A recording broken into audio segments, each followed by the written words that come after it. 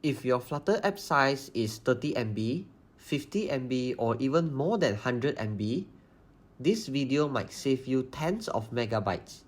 In this video, I will show you how to check your Flutter app size properly, how to analyze what's making up the size, and some tips to reduce the app size.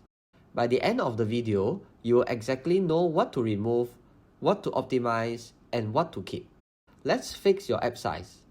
Before reducing, you will need to know what is the current app size and what's make up them. Firstly, Flutter app artifacts includes Dart runtime, Flutter engine, native platform libraries, assets, and third-party packages. Now, how do you know how much space each of them occupy? Here is how you check. When you run Flutter build app command, add --analyze -size command behind.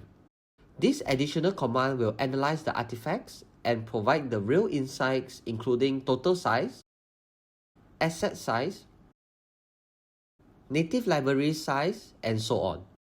This is the result. From here, you can clearly see the total app size is 15 MB.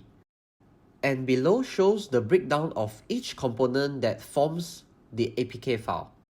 From here, you can analyze based on your Flutter app and optimize it.